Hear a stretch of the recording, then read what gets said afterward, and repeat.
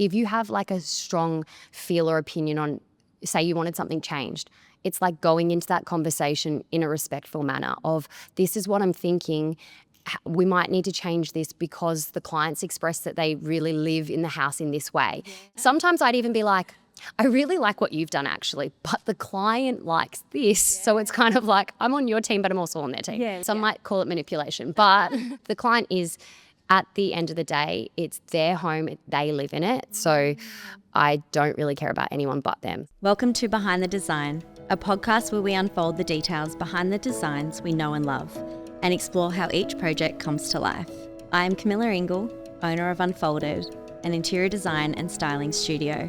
In this podcast series, we dive into the details with our industry experts, covering topics such as the creative process, latest design trends, and how we, as an industry, work together to meet the brief and overcome challenges.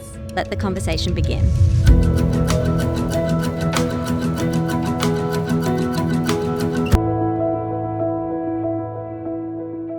From the outside, running a design studio can look polished and put together. But behind the scenes, it's emotional labour, people management, boundaries learned the hard way, and constant pull between creativity and capacity. Today, we're going behind the design with Kate Lawrence. Welcome back to Behind the Design, the podcast where we look beyond the finished spaces to explore the people, pressures, and personal journeys behind creative businesses. I'm your host, Camilla Ingall, interior designer and founder of Unfolded, and today I'm joined by Kate Lawrence, founder of Kate Lawrence Interiors. Kate has built a highly recognisable practice known for its calm, considered aesthetic. But what really stood out to me in our conversation is how openly she speaks about the realities of running a studio solo, the emotional weight of residential work, and the evolution that comes with experience. Kate represents so many designers who are incredibly capable, creative, and intuitive, but who have had to learn boundaries through experience, not textbooks. What I admire about Kate is her willingness to reflect and recalibrate. She's not afraid to say, that worked for me then, but it doesn't now. That honesty is powerful, especially in an industry where everything can look effortless from the outside. Kate, welcome to Behind the Design. Thank you. Thanks for having me. So good to have you on. So you and I caught up recently and we went through everything from start to finish to where you're at now. A lot. But it was good, knowing that you started out straight from graduating interior design. So talk us through from there to now. Yeah. So I feel like I kind of just like jumped straight into interior design.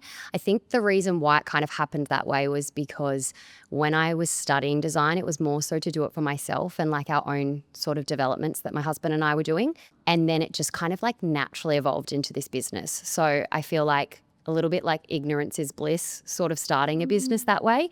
It kind of worked, I guess. I just started my own design business, and then I just kind of naturally and organically started to acquire clients through kind of developers or builders that I had connections with, and then just also saying yes to everything. I did a lot of jobs for like friends or friends of friends, which like now I look back and I'm like, ooh, I don't think I would say yes now, but I think I was just so like just full of confidence and excited. I used to say like I was like the poorest. No, what did I say? I was the busiest poor person because I would just say yes to everything. And I think I was quoting so badly, but I was just like, this is an opportunity. This is going to help me build a business. And then fast forward, I think it's been like 8 years or something. Here we are. Wow. Yeah. And so, so obviously you built up a lot of skills during that time. And you and I spoke about, having sort of wearing all the hats as designers and what we need to do to run the business and be the designer, and the difference between personal skills and technical skills and how that can sort of, building a team, right? You need someone on the technical, but then we need to be more of that personal skills. And then sort of like, how do you go about that? Yeah, I think it's really hard, particularly when you're first starting out, is you are wearing all of the hats and you are doing, the creative side of things, but then you're also doing the documenting and the dealing with the clients. And that is why probably you do hit a ceiling where you probably become a bit burnt out because you're trying to do absolutely everything. And that was like a nice part in my business where I got to where I was kind of like, okay, it's time to like outsource and identify the parts that I'm not necessarily amazing at, and trying to find like the right people to be able to kind of help me and therefore like be able to take on more clients. But wearing like every single hat in the business, I feel like is quite common when you start. And at the same time, it's great because you then do really understand what it takes to run a business.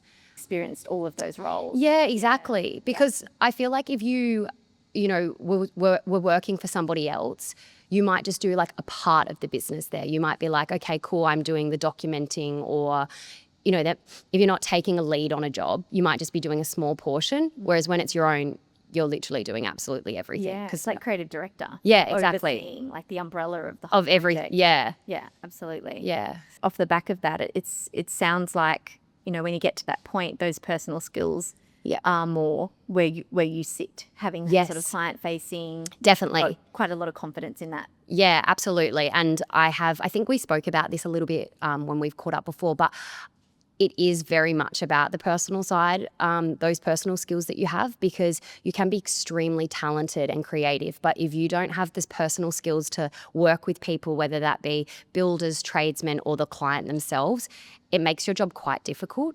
I'm doing residential design, so I'm dealing with couples, so identifying their different personality types, communication, who's leading the design, do they both want to personally have strong opinions, and do they have different design styles, and then just trades on site. Like, that's something that I've kind of prided myself on, being able to create like good relationships, one with clients, but also with trades, because if you have great relationships with those two people, it's a very smooth job, and you don't often have people upset because you have a really beautiful working relationship already. And how often are you working then, when we look at I'm not going to say hierarchy, but the process of how a typical build comes to life, it tends to start more often than not as a new build with an architect or a building designer. Yeah. What is your process with all of that? Because you and I did discuss how, it can be quite interesting having to collaborate on a cold collaboration with an architect or building designer. Yeah, so I think every job is different. Like, I have had jobs where I've been the first person that they contact, and that's great because you've got them first. You're leading. They've come to you. They have that trust in you, and that is a beautiful relationship. Like, that's ideal. But then you also do have the clients where they've already had the architect involved, and then you kind of come in. And depending on who that is, it can be a different relationship. I definitely had at times like a little bit, I don't think I have imposter syndrome with much because I love seeing other designers and how they work, but I definitely had a little bit of a complex around working with architects because I almost put them on a pedestal above me. Maybe sometimes because they put themselves on a pedestal above. Yeah, so I'd be a little bit intimidated. Like, I'd be like, oh, like, I don't want to like step on anyone's toes. What role is mine? Yeah. What role is yours? Exactly. Yeah. And I found that like a little bit tricky to navigate. But again, I feel like it was just a time thing of just doing it, realizing that a lot of the time I ended up building the longer relationship with the client. And once the architect was not necessarily in the picture anymore, it was kind of over to me. But then you do have jobs where we're both involved together from beginning to end. Yes. And again, it's the same kind of thing as just building good relationships, respecting each other, kind of getting onto each other's level and just like remembering you're just a human being. And so is this person that I've maybe put on a bit of a pedestal. And then once they get to know you, I feel like then it's nice. I can really attest to, having those relationships with building designers and architects, because we both kind of fuel into each other in terms of not just the outcome for the client and that cohesion in the build, but also doing the right amount of work so that, like you say, you're not treading on anyone's toes, but the client trusts that everybody's sorted. Yes. Because you don't want the client to have to be managing everybody else. Consultant. Yes, agree. Yeah. Yes. So it's seeming like you're kind of all a team. Yeah, that's it. Yeah. We've checked on this. We've reviewed this. Yes. And now we're coming back to you with some solutions. 100%. And I think sometimes that's just about if you have like a strong feel or opinion on, say you wanted something changed, it's like going into that conversation in a respectful manner of, this is what I'm thinking. We might need to change this because the clients express that they really live in the house in this way. Yeah. So it's not, we didn't know that at the start. Yeah, exactly. So it's not like a personal, like, why did you design it like this? Sometimes I'd even be like, I really like what you've done actually, but the client likes this. Yeah. So it's kind of like, I'm on your team, but I'm also on their team. Yeah, literally. Yeah. Middle ground. Yeah. Some might call it manipulation, but. subtle. Yeah. And then we get a good outcome. Yeah, where the client's happy, because the client is, at the end of the day, it's their home, they live in it. So I don't really care about anyone but them. It's not personal. Yeah, it's not personal. And they're paying, good money to get a beautiful design that suits Totally. their It's like, take your ego out of it. Like, And so you and I spoke a little bit about, from the outside, especially with the Instagram highlight reel, your beautiful Instagram, how it all presents. And it can look as if, success happens like that. Yeah. And then we sort of dived into, how long it really takes to be profitable. Yes. Can you share your experience and journey around that? Yeah, definitely. I think this is a hard one because I get asked a lot from, emerging designers or people wanting to go out on their own about starting that business. And like, the reality is, it does take a long time to start actually earning decent money and have consistency in a business. Like, I would have been earning honestly nothing for like the first 3 years, I'd say. And then probably in year 4, that's when I started to see it like really kick off, and like I'd learnt what I should be charging, and then I had constant kind of client leads coming in. But I do think like life in general, there's a lot of smoke and mirrors. You can make anything seem however you want to. We can curate our whole life online. So yeah, I think it's just about being real with that, because people would think my business was so much more successful than it was at the beginning.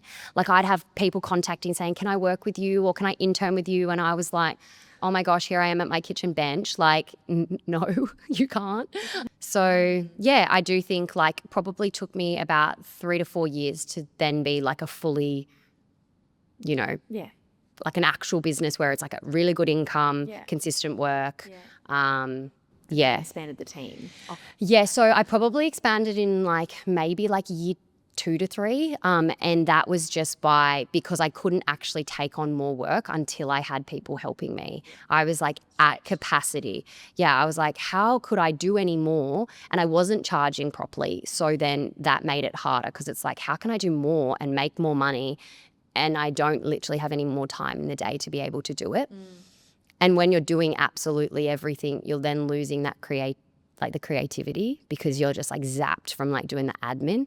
So yeah, I hired someone who did like a lot of the drafting and documentation, and that was like, that changed everything for me. Yeah. Yeah. It's a bit, I remember hearing this when I was around 3-4 years. Yes.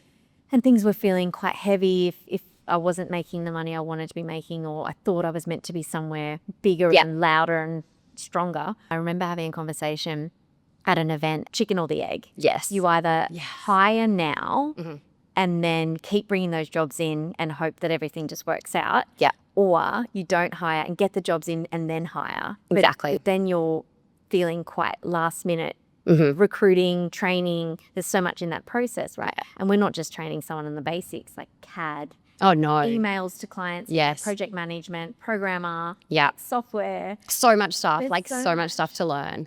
An overnight gig. And also when it's your own business, I feel like you become quite particular with how things are done. You're like, I'm not a micromanager. Suddenly you're like, I am micromanager. I think I'm not a micromanager if I realize the person's good at their job. I become a micromanager if I'm like, oh no, they're not getting it. Yeah. I better do it. I need to step in. Yeah. This episode of Behind the Design is brought to you by my interior design studio, Unfolded. We design spaces with clarity, warmth, and longevity, and work closely with our clients to ensure the process feels just as considered as the outcome. You can explore our work at unfolded.com.au. Tell me a little bit about your experience. We discussed client boundaries, personal boundaries, professional boundaries, and then we spoke about being too available. Yes. So tell me a little bit about your experience with this. I always think like if I went back into design now, knowing what I know, like I would show up very differently.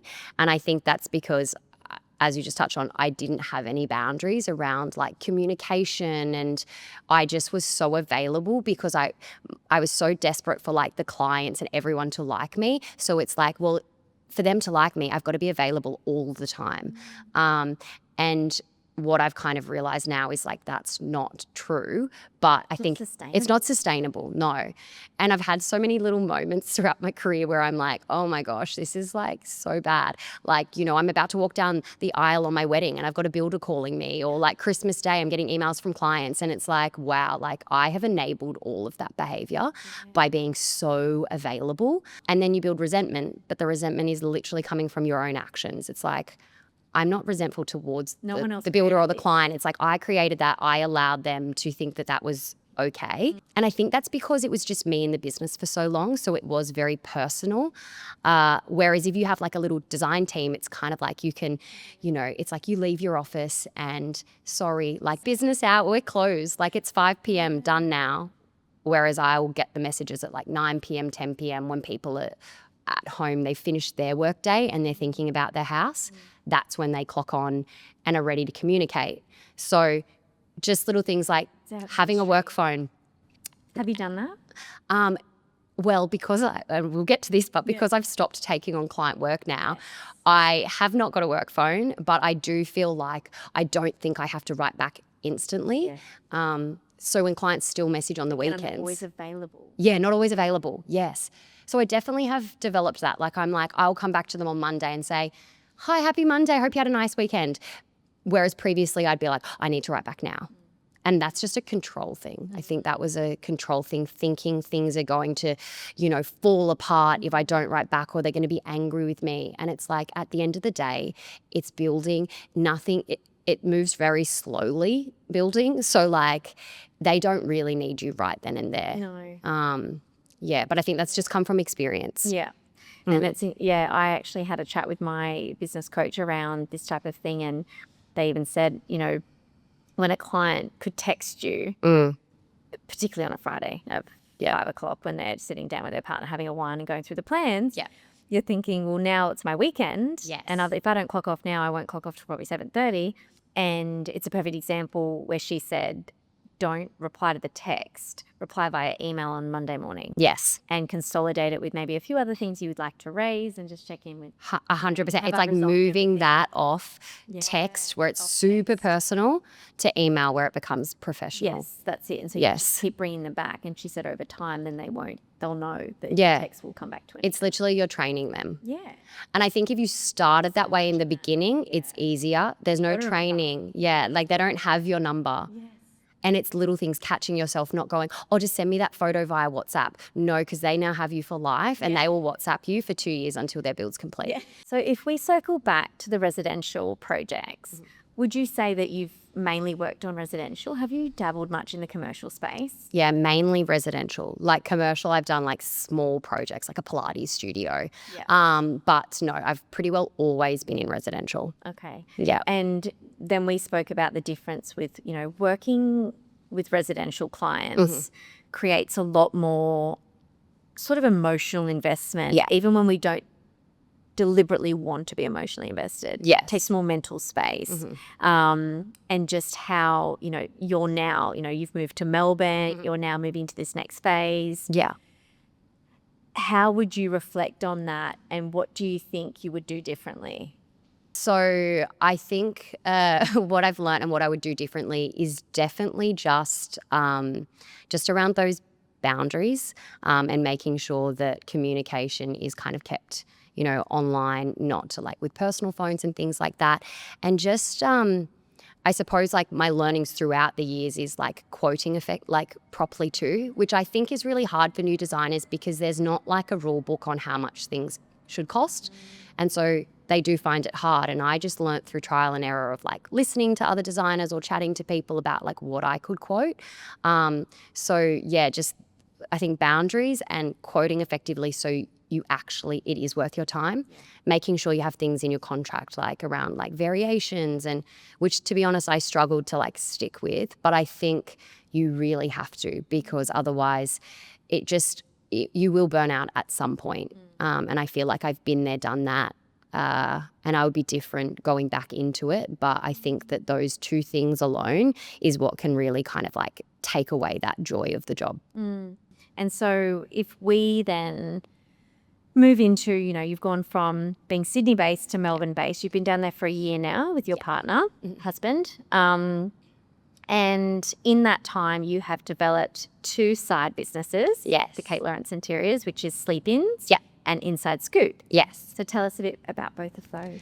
So because I had to move to Melbourne for my husband's work, I kind of took it as like a little bit of an opportunity. I was getting to a point where I was like really quite exhausted from the client work, and I just wanted to have some time away. So I was like, brilliant. All of my clients are in Sydney. Some of the jobs are still going. That's fine. But I can just now move to Melbourne and kind of say, I'm not taking on any work. I don't want to find clients in Melbourne. I am going to move back to Sydney eventually. So I had a breather. And then I had a real interest in e-commerce. I think the reason why is it's so different to what we do. Like we're trading essentially time for money. It's very like It's a service. It's a service-based business. And so I was so interested in something that wasn't service-based business, that was you can make sales while you're asleep, and it's like not so much about you as a person, it's a product. And because if a client said to me, I don't like this design, which thankfully hasn't happened, but if they did, I would be so upset. Like I would probably be like, oh my gosh, I should have done better, I could have been better. Whereas with a product-based business, I'm kind of always like, okay, that's fine, we can fix this, have a refund, or like I'm going to talk with the manufacturer and we're going to make this better. It's not as like personal for me. I feel like I don't know what it is about it. We said the other day as well at coffee, it was like there's this degree of separation. Yes. You're not personally showing up client facing. Yes. Yeah. Like your brain is like, you came up with that design, Kate. Like I didn't manufacture the bedding. So I can blame them. Yeah. But yes, I was really, really interested. And the funny thing is, I feel like everything in life like connects sometimes, and there's like a reason for everything. So one of my clients whose house I did in Merriweather, he owns like a big e-commerce kind of group. And I remember when I first met him, Jay, right, is his name.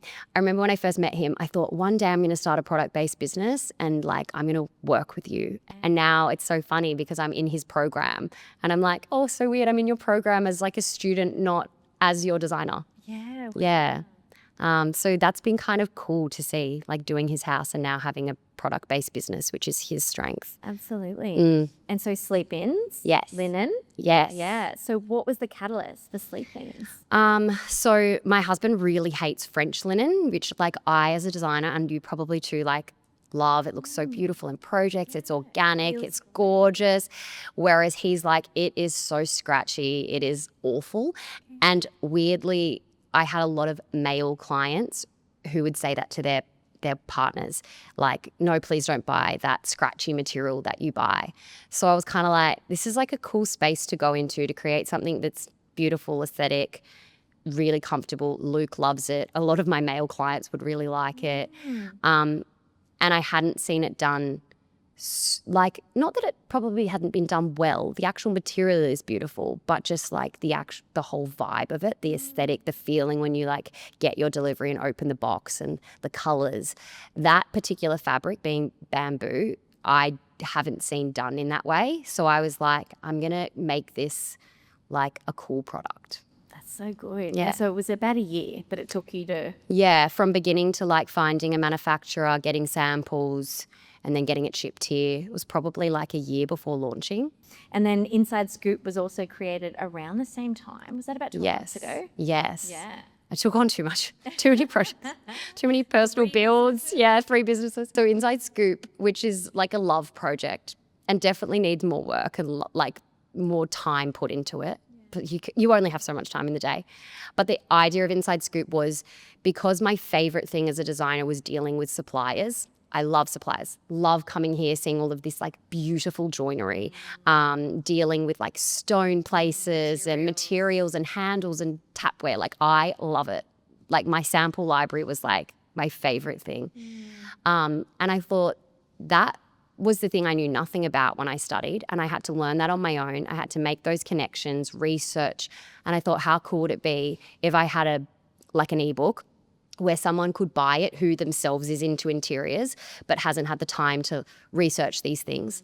Like you can Google Most of our things. clients are time poor. Oh, they're time poor. Yeah, But so- then a lot of our clients love design. So true. it's probably for the person who wants to do it themselves, doesn't maybe have the budget for an interior designer or the care. They want to own it. They could use this book and it like tells them, you know, here's all my recommended timber places. Here's all my recommended tapware. It gives like a bit of a blurb on like what each brand or product is.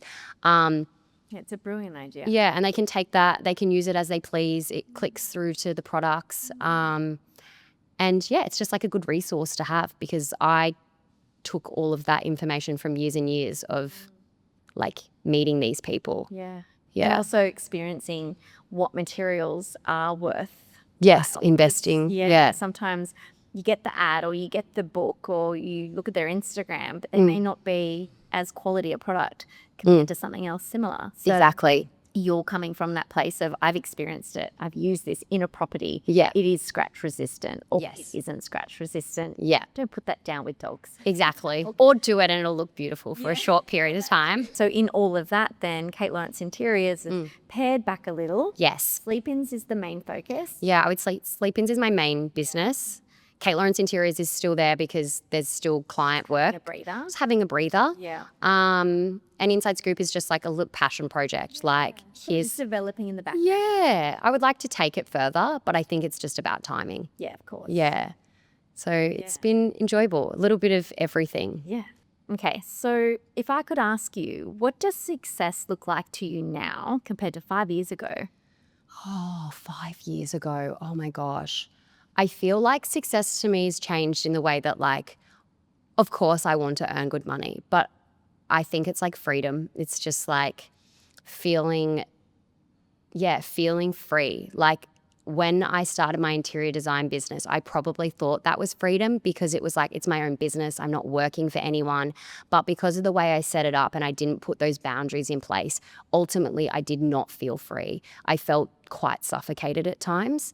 And so for me now, it's like success is freedom. That's why I've loved sleep-ins because I have so much more freedom with it. I have to be online and things like that, but I don't have that feeling of suffocation like, you know, I can't go away and, you know, the time difference is going to like stuff me up. I've missed calls from builders or clients or, so I'd say, I think freedom is my kind of definition now of success.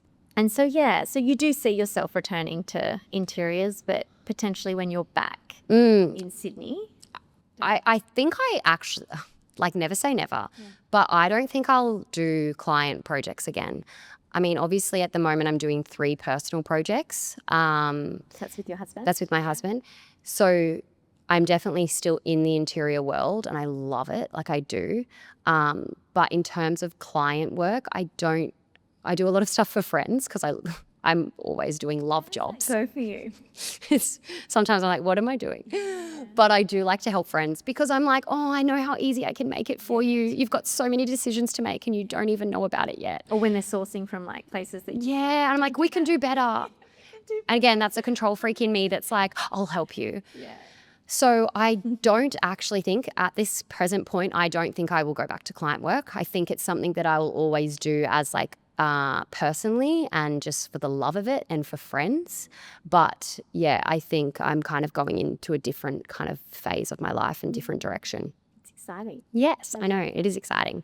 And even talking about it, like it feels so right to me. And that's how I know it's the right decision. Okay, so we always wrap up with 3 final questions. Yes. And so it's 3 questions in under 3 minutes. Okay, amazing. All right. I'll try not to talk too much. So question 1. Yeah. One small habit that quietly makes you better at what you do. Oh, okay. I know everyone's got it these days, but like I absolutely have ADHD. But I think it's a superpower. My brain like operates at such a rapid rate. And when I like hone into that, like I can just dominate. Like I get so much done. It's like a pro and a con. Love that. Yeah, depending on the day. But it doesn't like make me anxious. Yeah. Like I'm like, okay, boom, boom, boom. Yeah. All right. Question 2. What slows you down creatively more than anything else? Oh, yeah. I need, again, it's that going back to that same thing of like, unless I have a deadline, I can just like, my brain slows me down because I'm just like here, there and everywhere. like I'm thinking about something else. I'm creating a new business. Like the fact that I did 3 projects last year and created 2 businesses, like that's just stupid and like dumb. But my my brain slows me down in moments. Yeah, but I think I need to have deadlines because that's what helps me stay on track. All right. Question 3. Yeah. Coffee order on a big project deadline day. Or about 4 oat lattes throughout the whole day. Because I do love the creamy milk. Like I'm not like a strong coffee girl, but like I do love a coffee. Okay. Like I've had 2 right now. Have you? It's 11:30 by the way. Yeah. Just like that. I feel like that's semi-normal these days. Yeah. I mean, I have probably 3 a day. I equate coffee with happiness though. Yeah. So when I moved to Melbourne and I was like mildly depressed, I did not drink coffee. Whereas here, because I would meet people, I'd go meet builders, I'd do this, I'd be like, oh yeah, I'll get a coffee. I'll get a coffee. Meetings, coffee meetings. And then you get to 2 p.m. and you're like wired. But thank you for coming on. Thank you. Thanks for seeing me. Happy. It's been nice to chat. I feel like that was therapy. There are so many powerful takeaways from this conversation with Kate. That people skills are just as important as design skills, that boundaries protect both you and your clients, and that evolving your career doesn't mean abandoning what you love. It means reshaping it. For those listening, you can explore Kate Lawrence Interiors online and follow along as her work and projects continue to evolve. If you enjoyed this episode, please follow Behind the Design, leave a review, and share it with someone navigating their own creative path. I'm Camilla Ingall, and this has been Behind the Design. Until next time.